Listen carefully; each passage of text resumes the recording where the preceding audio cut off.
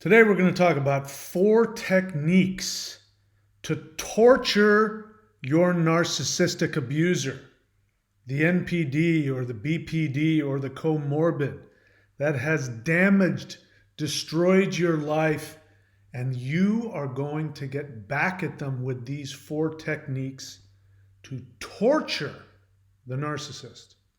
Hi, this is Mike, and this is the One Thing That Heals BPD and NPD Abuse channel. I just finished a book, How I Survived My Borderline Girlfriend.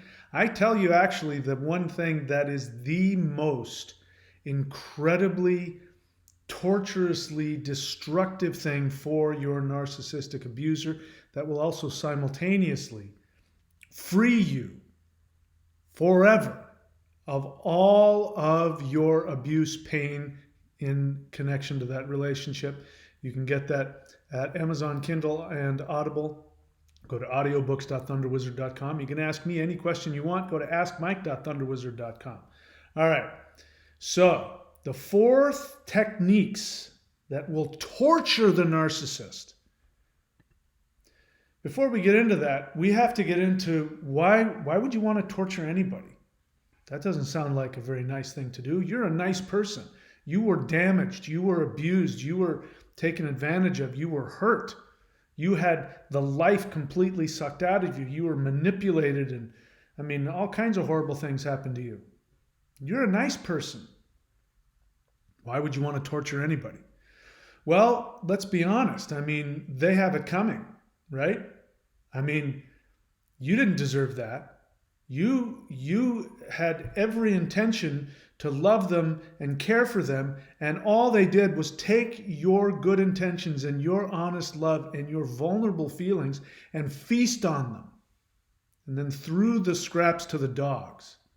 Somebody needs to hold these people accountable, right? Well, that is the mindset behind torturing the narcissist, and your belief is that if you can get them to feel the way that you felt, that there will be accountability, that the universe will find balance. You will find balance. You will find peace. But not until justice is served.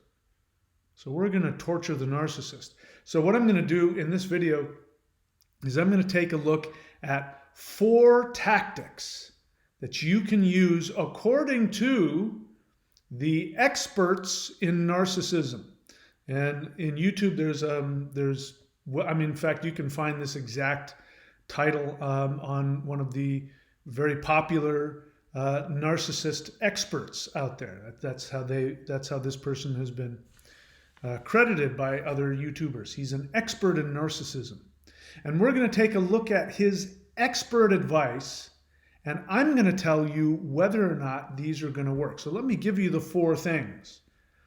First one is, let me get to the list here. The first one is to reduce the narcissist's significance in your life.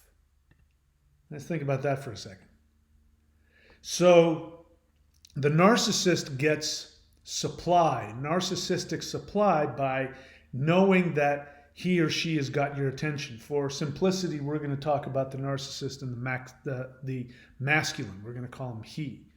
He gets a lot of his supply, his narcissistic supply, from knowing that he is God and that you are forced to pay attention to him. Even if that's negative attention, he doesn't care.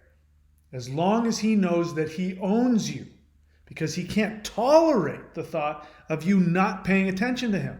That's why he rides that really loud chopper motorcycle that everybody can hear for 10 miles, in circumference of his motorcycle.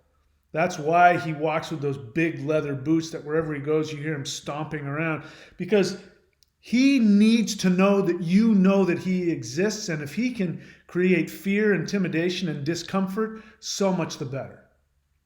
So that means you have to reduce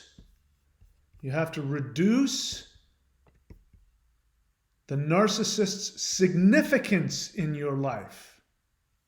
Let's get on to the next one. The second one is you have to challenge their idealized self.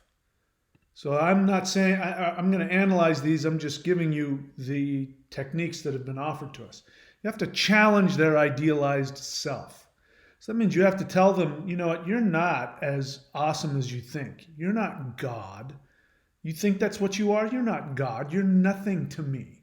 I challenge your narcissistic idea of perfection that you think you are. That's the second thing he says to do, is to challenge their idealized self. The third one is to go to therapy. Now, how is that going to torture the narcissist? Sounds like a good idea for you. But then we have the question of, is therapy going to take your pain away? Because if it did, then that would be one way to reduce the significance of the narcissist in your life. So that would be number 3, is to go to therapy. Number 4, this one's really going to get under their skin, and you're going to enjoy this one. This one is to mess with their supply, to expose them. In other words, to go to other people who think that this narcissist is the best and go and tell them that he's not. To get in between the feasting narcissist and his prey. This man thinks it's a good idea for you to get in between the predator and his prey, and that this will torture the narcissist. Well, there's an assumption behind all of this, which is that you can damage the narcissist. The assumption behind this is that you have significance. So the first thing he says is that you have to reduce the narcissist's significance in your life, that will mess with their supply. They won't like that. Well, we all know, I mean, they had tremendous significance. They were everything. Your borderline X, your narcissist X, your comorbid X, they were everything to you. You gave your whole life to them. They had tremendous significance to you. So the idea that you have significance to them, that's the assumption behind this. The assumption behind any of this is that you have the ability to torture the narcissist in the same way that the narcissist tortured you. But this assumes that the narcissist gives a crap. This assumes that the narcissist has the same kind of feelings that you do. This assumes that the narcissist is not a sociopath. Think about it. Let's go over them again. They all assume that you and the narcissist share this rational interaction on an emotional level. First one, reduce the narcissist's significance in your life.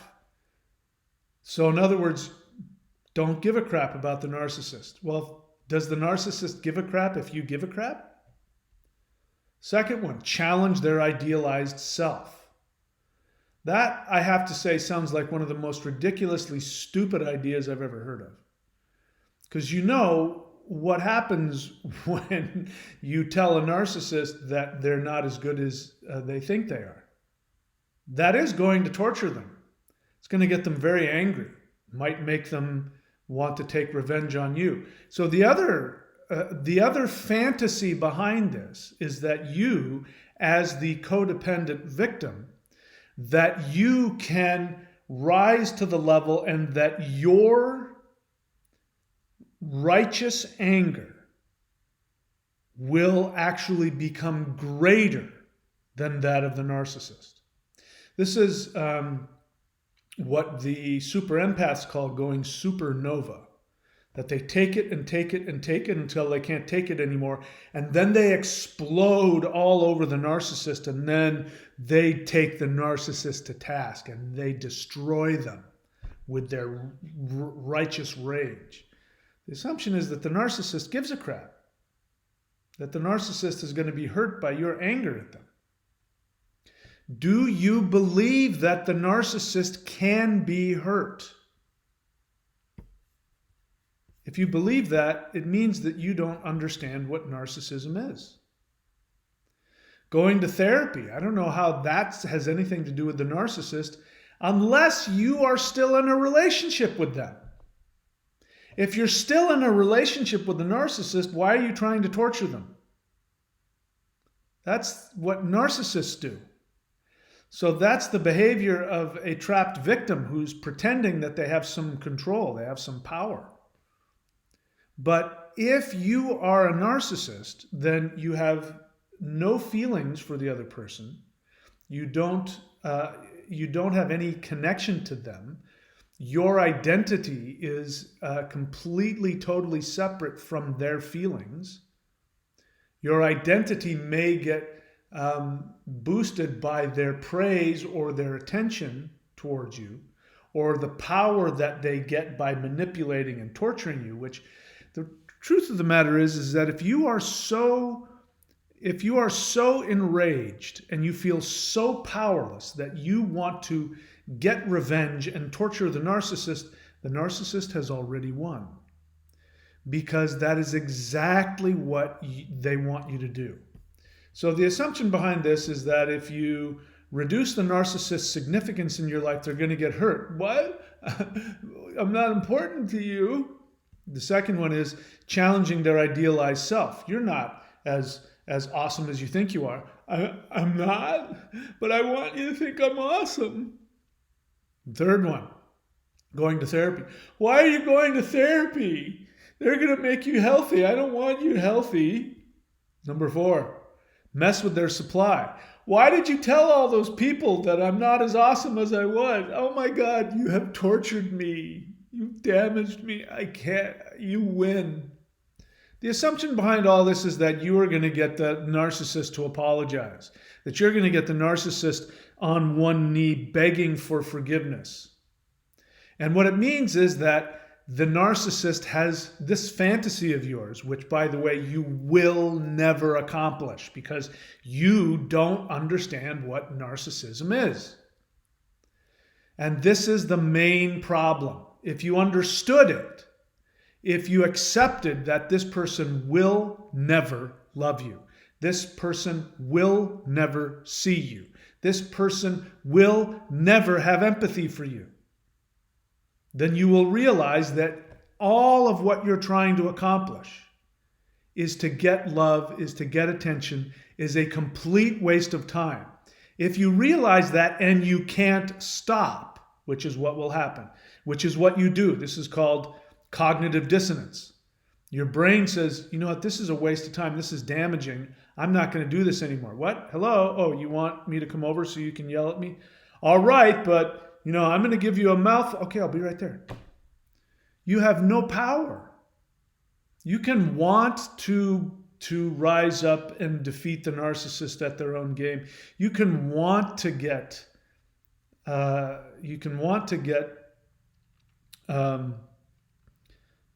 victory over them. You can want to get revenge, but it only means the first thing he said is that the narcissist has ultimate significance and ultimate power over you. I mean, there's a disclaimer in there I didn't get to, and the disclaimer is, be careful what you're doing.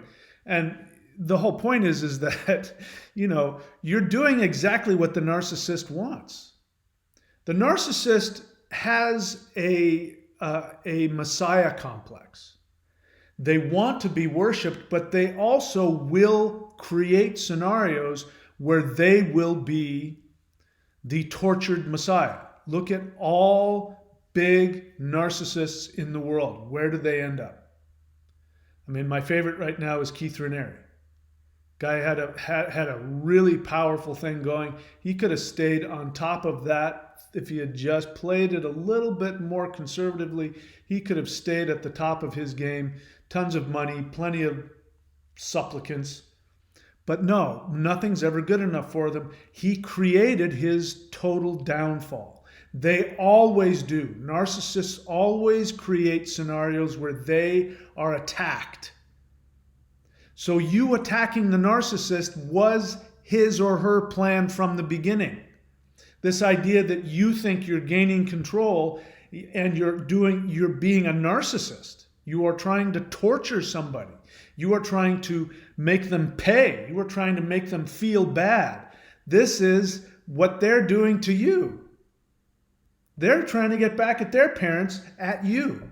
And they know that if they can hurt you enough, that one of the things you will do is you will try and get back at them. And when that happens, then they are in heaven. My brother was a narcissist, extremely abusive guy. And the last time that I ever physically saw him, he threatened to shoot me because I had suggested that he do this thing that he enjoyed doing because he was complaining. And I said, do that thing that you enjoy. Do that sport you really like because you really like it. And he got furious at me because I gave him a solution to his misery. And it was really just an excuse because what he had planned on doing, here's what his plan was. His plan was that he was going to push my buttons so that I would lose my temper and that I would physically assault him. And then he would go to the hospital. And then he would say, look what he did to me. Look what he did. He's the one abusing me.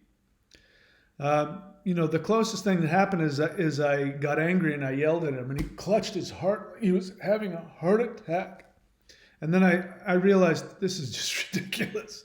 I don't even know why I'm engaging with this person. And that was the last time I ever spoke to him.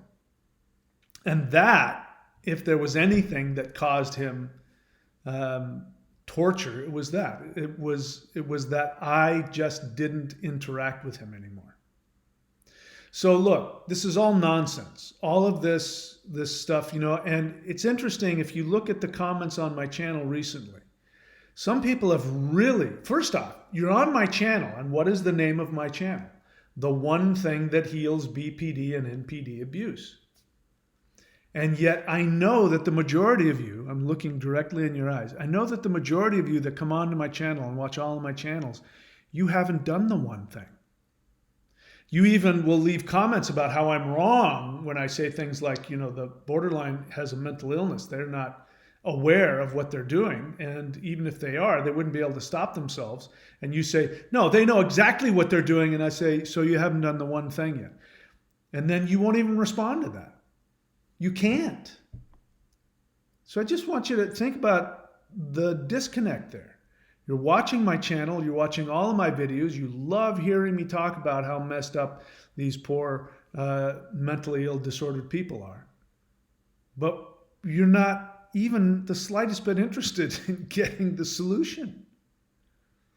And here's the thing. The solution is free. It doesn't cost you a dime. You can do it from home. And it is a guaranteed cure for your pain. But you will end up doing the one thing that not only will heal you, but it will torture the narcissist. And what is that? Is when you get to the place where you truly don't care, where you have no anger,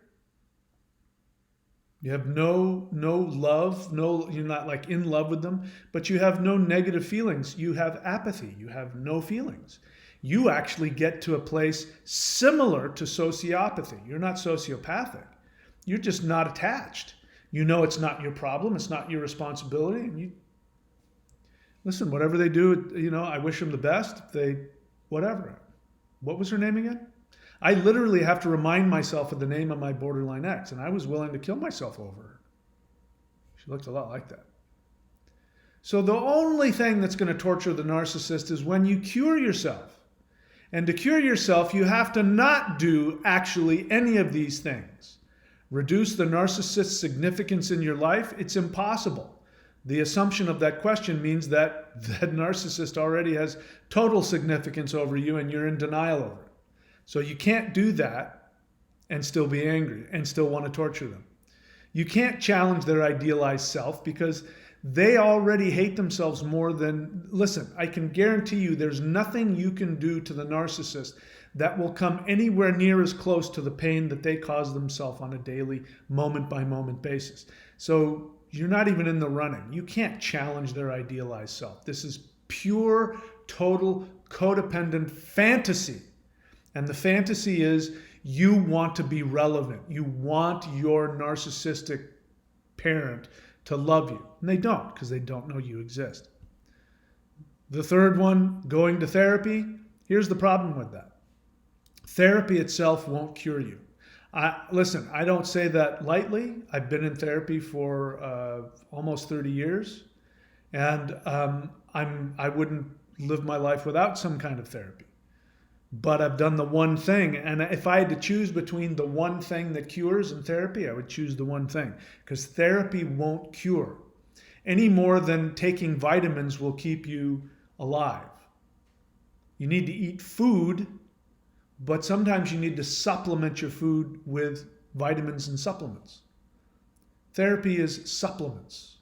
The one thing is the food that your soul will actually revive from. And messing with their supply, that's just suicidal. Not only is it suicidal, but it is incredibly codependent, because their relationship with other people is none of your business. Who the hell are you to get in between anybody and their associates of any kind? It's none of your business. It is the absolute total sign of somebody who is desperately out of control and is a total helpless victim. By the way, it's what codependents love to do, give unsolicited advice, spreading rumors and gossip. All right, so that's it for me, guys. Bottom line is, there is no way to torture the narcissist, because you can never, ever torture the narcissist more than they already torture themselves. And the idea that you can torture the narcissist is your codependent fantasy that you actually mean something to them. And you seem to be forgetting the fact that somebody who has narcissistic personality disorder is sociopathic, meaning they have no empathy for you. They don't even realize you exist. And the moment that you don't serve their needs, you stop existing. So stop serving their needs. You will stop existing. So do the one thing. I tell you how to do it in my book, How I Survived My Borderline Girlfriend. I tell you how to do it on the channel. If you put literally 5 seconds into looking for it, you can find the video where I tell you exactly what to do. Or you can watch all the older videos where I go into depth telling you. I'm not telling you anymore because I want you to at least put 2 seconds into trying to find it. And, again, I'm talking to all of you who watch my channel, watch it religiously, you love it, but you don't do the one thing. And it's because it's just easier to stay sick. So if you want to heal, you know what to do. Audiobooks.thunderwizard.com. If you want to ask me a question, I'd be more than happy to answer it. And I promise you, if you go to askmike.thunderwizard.com, I will respond to your question with nothing but empathy and kindness. I will be far less direct than I am it's just on the video. So if you want that, go to askmike.thunderwizard.com. That's it for me. I'll be back again soon. Have a wonderful day wherever you are.